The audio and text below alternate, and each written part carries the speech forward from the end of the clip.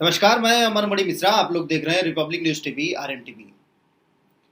जैसा कि आप लोग भी जानते हैं कि किस प्रकार से भ्रष्टाचार अपने आप में एक कोढ़ बन गया है समाज में, और इस कोढ़ को लगभग सभी लोग खत्म करना चाहते हैं। लेकिन वाकई में कौन खत्म करना चाहता है, ये बड़ा प्रश्न चिन्ह है।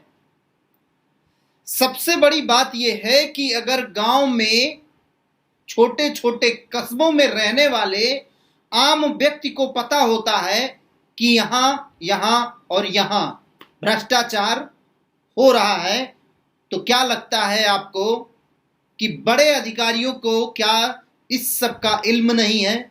क्या इस सब का ज्ञान नहीं है? बाखूबी ज्ञान है इन लोगों को। मैं आपको बता दूं, ये वाकई में एक एक चीजों को इनको पता है कि कहां पे भ्रष्टाचार हो रहा है और कहां से क्या क्या चीजें निकल के आ रही हैं। रही बात कि ये कार्रवाई क्यों नहीं करते हैं, ये अपने आप में सोचने का बड़ा विषय है। अभी कुछ दिनों से ये मनरेगा को लेके जिस प्रकार से खूब हल्ला मचा है, बवाल मचा हुआ है, खास करके रुधौली ब्लॉक, और इस रुधौली ब्लॉक में कुछ ग्राम सभाएं चिन्हित करके लोगों ने खबर भी चलाया। अब आप सोचिए, जब एक ग्राम सभाओं में चाहे वह बीडीओ हो, चाहे वह सेक्रेटरी हो, चाहे वह सीडीओ हो, चाहे वह डीडीओ हो, चाहे वह डीएम महोदय हो, कोई महोदय इस भ्रष्टाचार पे अंकुश लगाने के लिए कौन सी कार्रवाई किए, ये बड़ा विषय है। एक पत्रकार, एक मीडिया, एक खोजी मीडिया अगर कोई भी न्यूज चलाता है तो जाहिर सी बात है, किसी के विपक्ष में अगर चला रहा है तो सामने से उसका टारगेट वही पत्रकार होता है। एसी में बैठे हुए ये अधिकारी नहीं, और अगर उस पत्रकार के ऊपर कोई अभद्र टिप्पणी करता हो या उसको जान का खतरा होता हो, तो फिर किसके पास वह जाए और किससे ये उम्मीद करे कि ये सामने वाला न्याय दिला देगा। जिस प्रकार से रुधौली में आए दिन भ्रष्टाचार की खबरें लगातार पेपरों में निकल रही हैं, और जाहिर सी बात है कि इन महोदय लोगों के पास भी ये सारी खबरें जाती हैं, क्योंकि बहुत सारे मीडिया ग्रुप्स हैं जिसमें यहां आईजी से लेके बस्ती अपने परिक्षेत्र के डीआईजी साहब से लेके और निचले स्तर के कर्मचारी और पदाधिकारी अधिकारी उस ग्रुप में सम्मिलित हैं, और जाहिर सी बात है कि उनके नजरों तक ये सारी खबरें जाती भी होंगी। लेकिन वो किस लिए और किस दबाव में चुपचाप बैठे हुए हैं, ये आम लोगों का भी प्रश्न है। और जिस प्रकार से लगातार ग्राम सभाओं में खबरें चल रही हैं, इससे यह सीधा और सटीक जाहिर पड़ता है कि भ्रष्टाचार की जड़ें बहुत और बहुत ही मजबूत हैं। यहां तक कुछ पत्रकारों ने तो लिखा कि महोदय यहां तक कह देते हैं कि छोटे मोटे पत्रकारों के लिखने से कुछ भी नहीं होता है।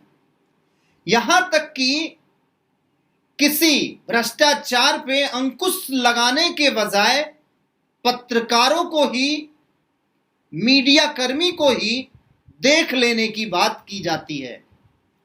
अब रहा सवाल कि इतनी हिम्मत ऐसे भ्रष्ट अधिकारियों में, ऐसे भ्रष्ट लोगों में किस प्रकार से आता है। आता तभी है जब उनको ये पता होता है कि वाकई में अगर लक्ष्मी जी हमारे साथ है तो हमारा कोई कुछ भी नहीं बिगाड़ सकता। मैं आपको इस पूरे मामले में, पूरे मुद्दे पे एक एक पहलुओं से वाकिफ कराऊंगा, लेकिन बड़ा प्रश्न चिन्ह यही है, क्या बस्ती में कोई इस प्रकार का नेता नहीं जो भ्रष्टाचार के खिलाफ जमकर आवाज उठा पाए, लोगों को जगा पाए, लोगों तक पहुंच पाए और भ्रष्टाचार के खिलाफ जो एक संगठित तरीके से भ्रष्टाचार को खत्म करने के लिए आगे तत्पर होकर खड़ा हो पाए। क्या किसी बस्ती के ऐसे अधिकारियों में जो जिले स्तर के अधिकारी हैं, क्या उनका खौफ निचले अधिकारियों को खत्म हो चुका है, या फिर दोनों ही सहयोगी हैं? यह भी बड़ा प्रश्न चिन्ह है। फिलहाल इस पूरे मामले को मैं एक एक पहलुओं पे आप लोगों को बताऊंगा।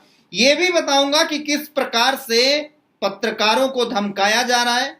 मैं ये भी दिखाऊंगा, और वो भी प्रूफ के साथ।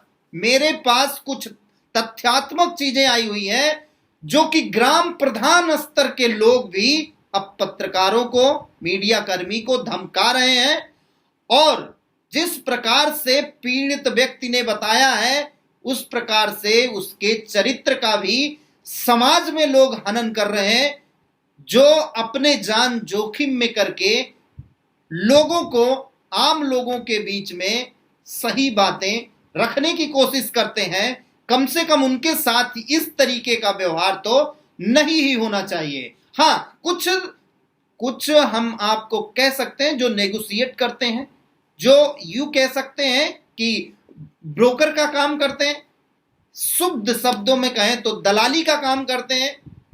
तो ऐसे शुद्ध शब्दों का प्रयोग उन्हीं लोगों के लिए किया करें जो वाकई में इस प्रकार की कहीं ना कहीं मानसिकता रखते हैं। खैर, पूरे मामले को आप लोगों के पास रखेंगे, लेकिन आप लोगों का विचार जरूर जानना चाहेंगे कि वाकई में क्या बस्ती जिले के अधिकारी शून्य बन के बैठ गए, शून्य पड़ चुके हैं? क्या वाकई में भ्रष्टाचार में संलिप्त हो गए हैं?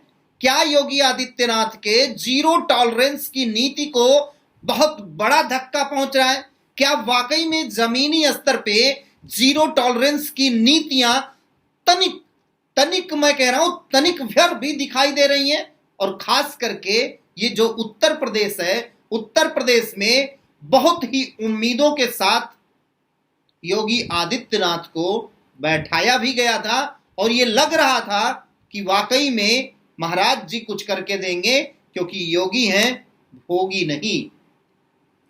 अब प्रश्न यहीं पे उठता है कि अगर आपका मुखिया इस तरीके से है, तो फिर आम लोग, ये जो जिले के इस तरीके के अधिकारी हैं उनकी, या जो ब्लॉक स्तर के अधिकारी हैं उनकी, ये कैसे अंदर से ये विल पावर कहां से जगता है, जिस वजह से ये भ्रष्टाचार आए दिन होता रहता है और खबरें चलती रहती हैं, लोग मैनेज होते रहते हैं। यहां तक भी कहा जाता है कि अगर मीडिया खबरें चला रही है तो समझ लीजिए अधिकारियों का बखरा हमको ज्यादा देना पड़ता है। फर्क बस इतना है, लेकिन कार्रवाई कोई नहीं करा पाएगा। इस तरीके की भी चर्चा आम लोगों में आम बात हो गई है। फिलहाल पूरे वीडियो पे अपनी राय, अपना जवाब और ऐसे लोगों तक यह जरूर पहुंचाएं ताकि उनको ये सुनाई दे, क्या वाकई में ये मानवता, क्या वाकई में जब वो संविधान की शपथ लेते हैं, जब वाकई में ये ड्यूटी ज्वाइन करते हैं, तो क्या कह के ज्वाइन करते हैं और करते जमीनी स्तर पे क्या है, उन तक जरूर पहुंचाइए। हो सकता है उनकी मानवता, उनका जो अंदर से एक मानव है वो जागृत हो, और हो सकता है कि कोई सही कार्य कर भी जाए। फिलहाल बस्ती का भ्रष्टाचार पे बहुत बुरा हाल है, इसमें कहने की जरूरत नहीं है। आप लोगों का क्या अपना विचार है जरूर रखिएगा। अभी आप लोग देख रहे थे रिपब्लिक न्यूज टीवी। मैं अमरमणि मिश्रा।